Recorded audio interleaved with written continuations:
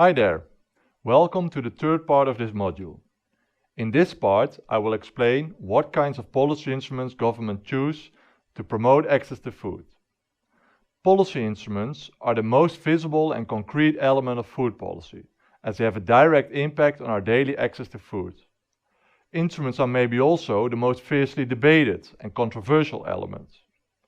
The instruments that governments use to intervene in our health, education, businesses and other parts of life are often blamed for being either too intrusive or, on the contrary, for lacking ambition. This explains why choosing a set of instruments is often a big dilemma for governments. Now, what kind of food policy instruments for promoting access to food can we identify? Remember the 4 categories of instruments and the table that were discussed in the reading of this part. You may have already considered that many of the instruments mentioned there are closely resembling what the Brazilian, Danish and Indian governments are doing to steer access to food in their countries. In the case of India, the government is using a wide variety of instruments to help improving the access of food of vulnerable people. Let's discuss some of these instruments. A first type of instruments is based on authority. The human right to food is enshrined in India's constitution and is the cornerstone of the National Food Security Act, also called the Right to Food Act. The government has also adopted a series of legal and regulatory measures to prevent traders from using their strong market positions to ask too high prices for food or credit to smallholders. A second type of instruments is based on treasure. The Indian government has set minimum support prices for smallholders so that they have a safety net. Lastly, the government also deploys organizational instruments, for example by building roads and storage facilities or by setting up farm cooperatives. In addition, government agencies buy and store grain that they distribute at subsidized prices. The Danish government uses regulations to forbid the use of trans fats in food products. It also introduced taxes to discourage the consumption of products containing saturated fats. This shows that the Danish government uses instruments that draw upon authority and treasure. These are relatively far-reaching instruments, as not many other governments dare or are willing to go so far in steering people's food choices. Instead, many governments, such as the Dutch one, use information campaigns to inform people about healthy diets.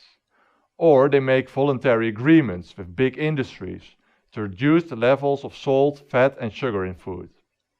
Such instruments are having less of a direct impact and remain to a large extent non-committal. The Brazilian government's Zero Hunger program includes a whole range of instruments. Some of the most notable are instruments based on treasure, including direct financial aid to the poorest families and microcredit arrangements, so that people can set up their own businesses. What is quite remarkable is that the program also involved a wide array of organizational instruments, which are relatively expensive. The Brazilian government built water cisterns, helped creating low-cost restaurants, invested in the education system, supported subsistence farming by creating local markets, and provided school lunches, vitamins and iron supplements. This range of instruments shows that the government invested a lot in the direct provision of resources to the people, which fits well with its focus on socio-economic goals. As with goals and modes of governing, the choice for a particular instrument or set of instruments is not without controversies. Political parties or decision makers may have very different ideas about which instruments work best or are most desirable. This explains why you will see a big variation in the types of instruments that are used across governments, but also across time. Societal actors may also oppose the use of a particular instrument, thereby diminishing its effectiveness. The most extreme example is the introduction of the fat tax in Denmark. This tax led to so much critique of food producers, but also of the broader public and the European Commission, that the Danish government abolished the tax already 2 years after its introduction.